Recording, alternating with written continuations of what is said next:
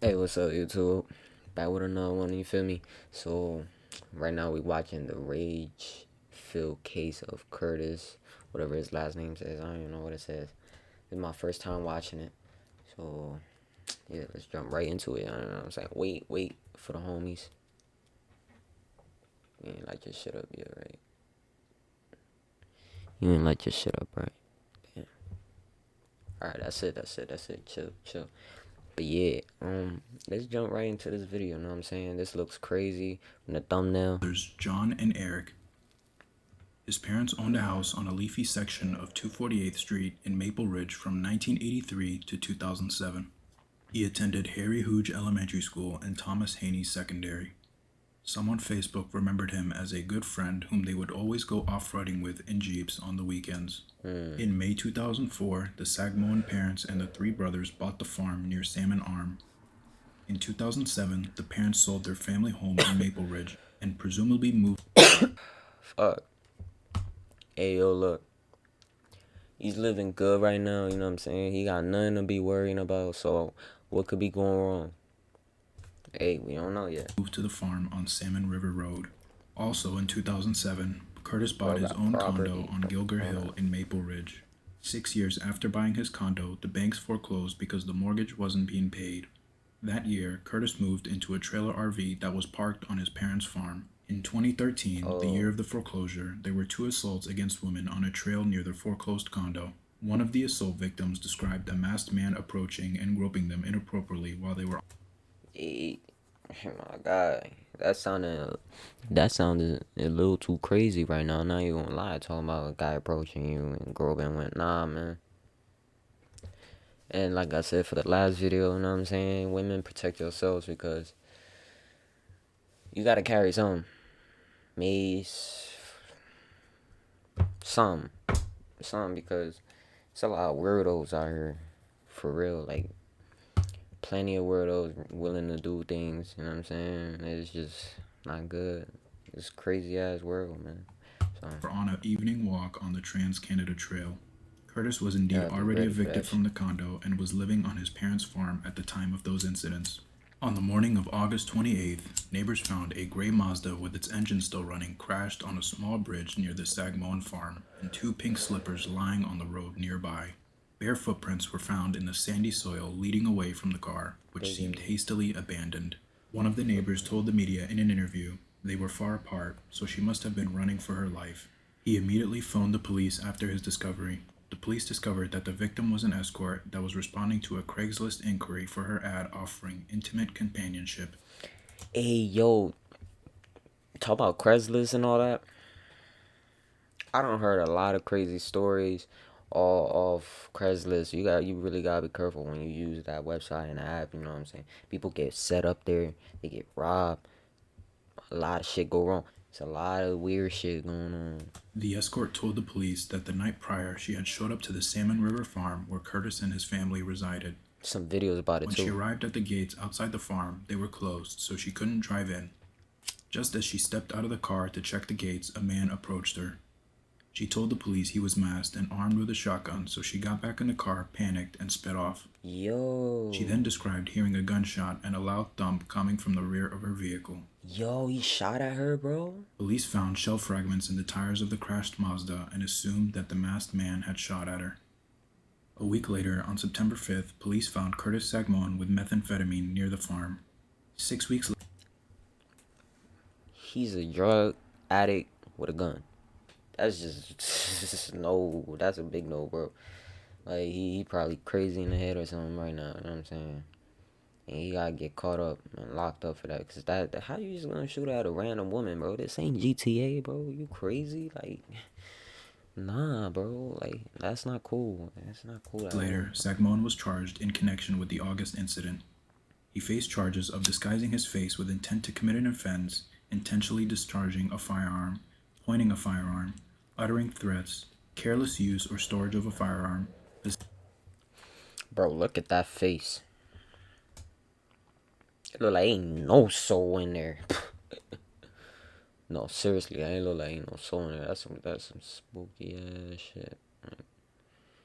Look like he let himself go.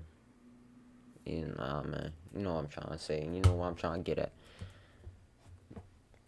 Just looking at some people, you could already tell like they crazy. You know what I mean? Like, possessing a weapon for a dangerous purpose, and possession of a controlled substance. The very next day, on October 21st, police obtained a search warrant and descended on the farm. Later that evening, they announced they found the human remains of Tracy Genreux. Tracy, who was 18 years old when she went missing, had struggled with drug use and street life but was trying to turn things around as her parents described. She worked as an escort before her disappearance in May of that year. She was described as quick-witted and vibrant by her friends. Her father said in an interview, in quotes, "She was awesome. She was always having fun, always making funny, crazy little sounds." After the discovery of her remains, Curtis was urgently brought in for questioning. what the hell, bro? I don't got nothing to say to that. That's Well, there's a few things going on, Curtis, but you do have a history of. rest in peace. What? It's called like maybe four escorts in my life, so that's a history. Okay, well, thank you for telling me that. Right. 5 minutes ago, you were denying having any history. Right, no, I did, like, we talked. Is he high right now? Is he high under interrogation? He can't even speak right. Something going on. I don't know. I feel like he under something while he's getting, interrogated. So that's what we're trying to figure out here, Curtis. We're trying to figure out if you're guilty of this. Like. We're trying to figure I haven't called any escorts to my house, okay? Or met anyone here for a few years, okay? Wait, I think are they blurring out his voice so it sounds like edited? He don't really speak like that.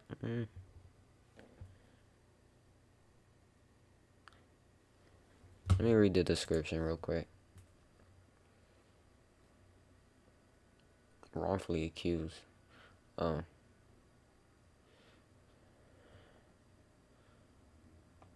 don't want to scroll down too far, you know what I'm saying? They were like, we have to alter his voice. Oh, okay. Alright. So they did like alter his voice. Alright.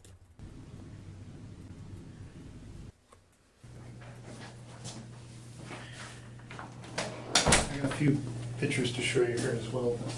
I wanted to show you this ad. Do you recognize that ad? No? After Curtis's cell phone was obtained and searched, it turned out that he did view the exact ad that Detective Rich is showing him here. Later in court, the prosecution stated that Curtis lied at this moment, but the defense argued that while he may have viewed the ad in the past, he didn't recognize it when the detective showed it to him. This shows that the framing of certain questions is crucial to the outcome of every case.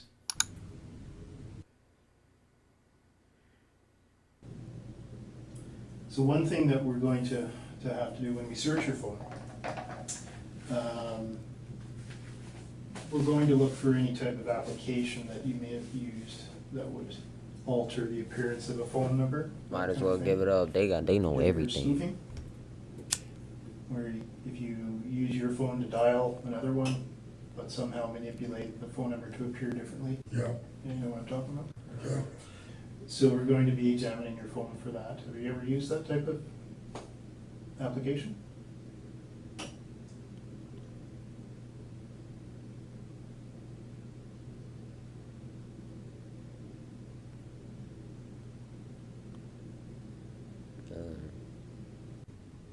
Yeah, I'll take the lawyer's advice. Okay. I'm just tired right now. Mm-hmm. And why they I gotta understand alter this dude's voice? I mean, I guess. I think you have used one of those applications.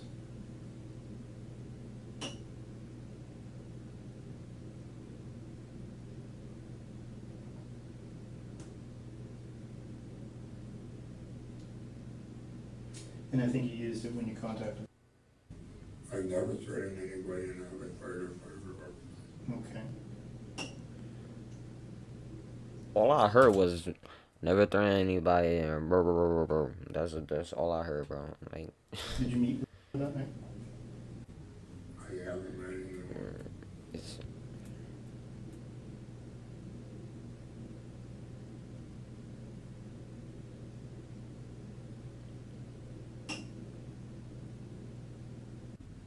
traveling around my life for I don't know how long. I What? don't even know what we talked about it like a half hour ago. Well, we discussed Like, your I asked, like, if I could rest first here. Okay. I'm tired of bed. Mhm.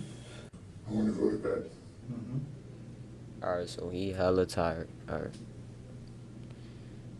So he's gonna get frustrated very easily. He ain't sleep. Told me, Curtis, is that That's what he's saying. when she arrived she noticed that the gate is locked. Okay. And when she got out of the gate, or when she got out of her car to go unlock the gate, somebody appeared behind her. And he had his face masked, and he was wearing some type of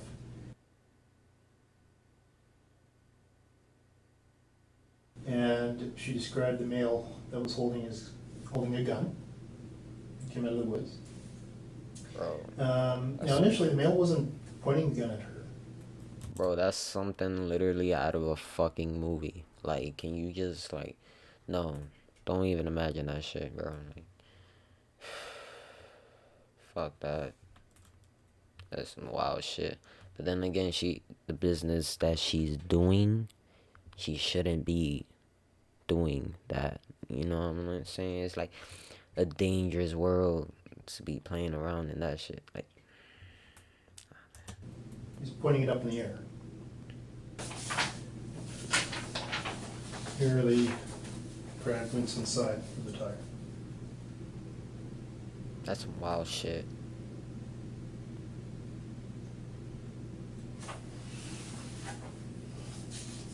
So it means to me that at some point a firearm was discharged.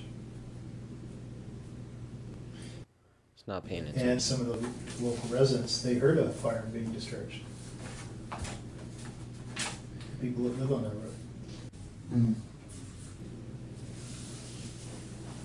I mean, at the end of the day here, we're not investigating murder, okay? That's not what we're investigating. This escort is fine. She wasn't shot. She was a little scared, but she's not dead. I haven't discharged the firearm. Mm-hmm. I haven't, so. Okay. So, we've been aware of that. I'd like to go to bed. Well, if that's true, you know, we'll find that evidence out. We'll be able to determine that you haven't fired anything. Is there any evidence of anyone else, like any other escorts, that we're gonna find out similar information? Have you threatened anyone? He's not gonna I say it. haven't threatened anyone. Okay. Yeah, he's just avoiding it. Shit to you. So, What is it? So I look like a piece of shit to you. Oh, damn. so I'm trying to keep to myself. Mm-hmm. I believe you. That specific, probably. Unless he's stupid. I need to lay down. Have you ever used the computers in the house? No, Ever? no, I don't use the computers in the house. Okay. We've had to seize them under warrant. Hey! Oh, Sit! Wait! What about my mom? yo, that happened too fast. Let me run that back. Let me run that back. Right here, right?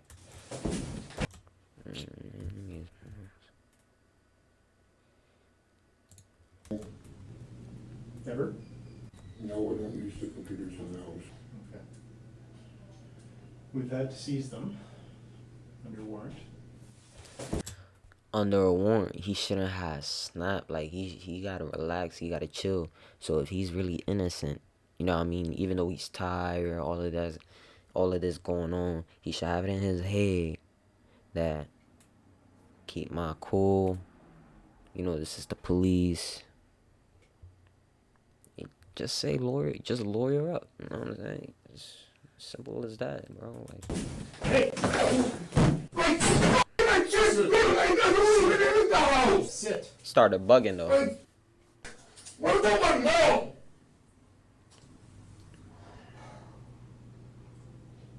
We're here to talk about it. You losing your cool is not helping. I'm sorry to try, like I got, Put the chair upright. sorry. Sorry. Whoa.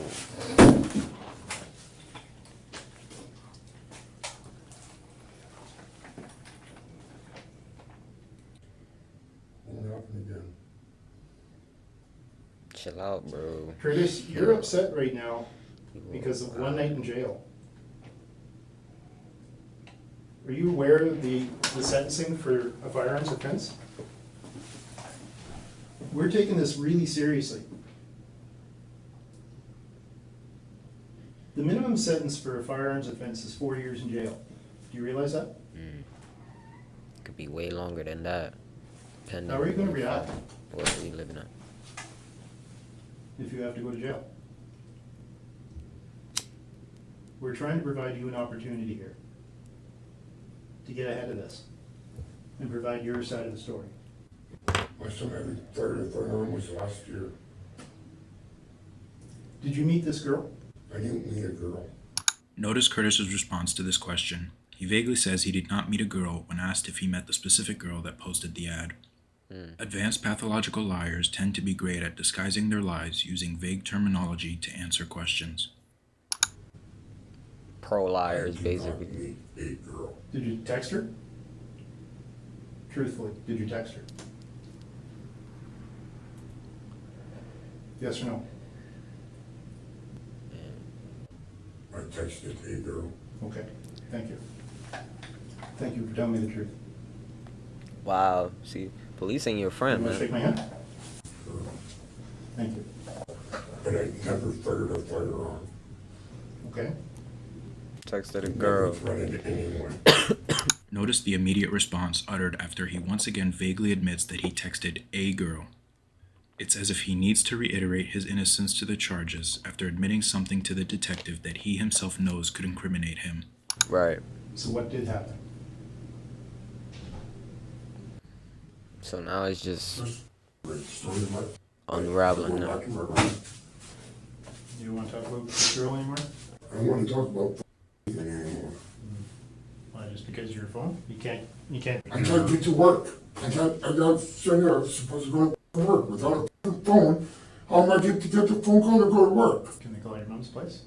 Like, no, like. And I was gonna go back to my room.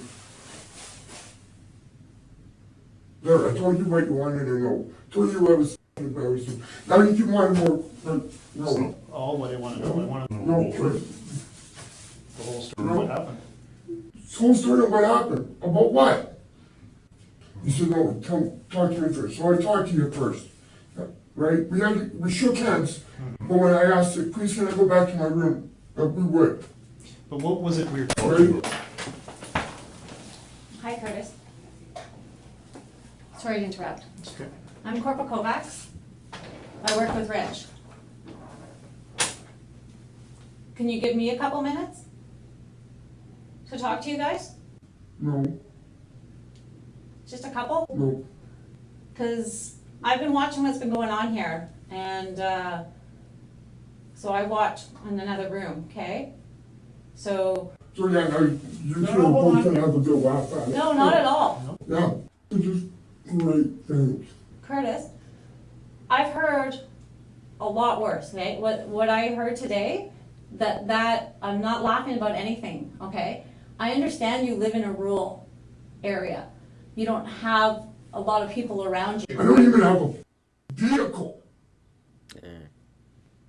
So it makes you very limited on what you can do Right. out there. the reason I don't have a vehicle is because I'm trying to help you guys out, and I got a vehicle inspection because I've been working on my truck. I was missing 3 road nuts, and I was on my way to work on.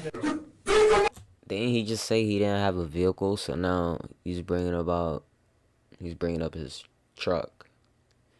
Man, this man is throwing me off. I'm not even gonna lie, he's kind of throwing me off here, man. And my vehicle is still up on job stands because I can't afford to fix it. Okay. And I was doing nothing but cooperative with you guys. Alright, well, now it makes sense. You know? So, you know what? Okay. Curtis, you need to calm down a bit, okay? I'm sorry I apologize for losing my temper, okay? This is the way I feel. I understand. No, I don't. This is it. No. Okay, Curtis, I can understand why you're upset right now. Upset? Yeah. Okay? I'm not even upset yet. Damn. Curtis was arrested and charged. While investigators did find Tracy's remains on the 24-acre farm he resided on, they were still unable to link that discovery to Curtis with any certain incriminating evidence. Police also began reconducting searches looking for the disappearances of 4 other women within a 50-kilometer radius of the Salmon River farm. Oh, damn. 3 of those women had histories of being in sex trade, and all 4 had been reported missing between 2015 to 2016. They hoped to find evidence from those searches that would link to Curtis. Wow. Curtis's trial was delayed numerous times due to certain circumstances involved in the case. At one point, his attorney failed to show up to his trial and reportedly told courts he didn't want to represent Curtis. On December 19, 2019, Curtis was sentenced to 24 months in prison, for which he had already had a pretrial credit of serving more than 3 years, since Canadian law credits pretrial time served at 1.5 times the actual time served. He was later released that day. Anti-violence against women protesters staged demonstrations in front of the Vernon courthouse pretty much every time he appeared. After a hearing that month, about 24 protesters rallied outside the courthouse to oppose violence against women. They demanded Curtis be refused bail, though they acknowledged the police have not named him in relation to the discovery of the remains. Curtis had numerous parole conditions placed on him for 36 months. Basically accusing him. So, but he did time still. He shouldn't do time, right? Like, nah, that's crazy. I'm not even gonna lie, that's crazy. Including he had no contact with sex trade workers, no access to the internet, could not be in possession of weapons, and must abstain from drugs and alcohol. His phone bill had to be mailed to his parole officer every month, which shows his texts and call logs. In December of 2020, Curtis faced a new criminal charge. He was charged with assaulting a peace officer in an October 29th incident in the Spalum-Cheen area. The charge was sworn by prosecutors on December 16th. Curtis made his first appearance in Salmon Arm Court December 22nd. His trial is expected to be scheduled later this year, and many fear he'll walk free again due to the fact that he has 155 days in pretrial time served credits remaining. To this day, Tracy's death has not been linked to anyone, and the 4 other missing women in the small rural area have not been found. Damn. Could be him, could be not. You know what I'm saying? It could be him, could be not, could be somebody else, could be multiple people. You know what I'm saying? Like, that's the end of the video. After watching that, that was wild. But yeah, hope y'all enjoyed this video. I'll see you on the next one.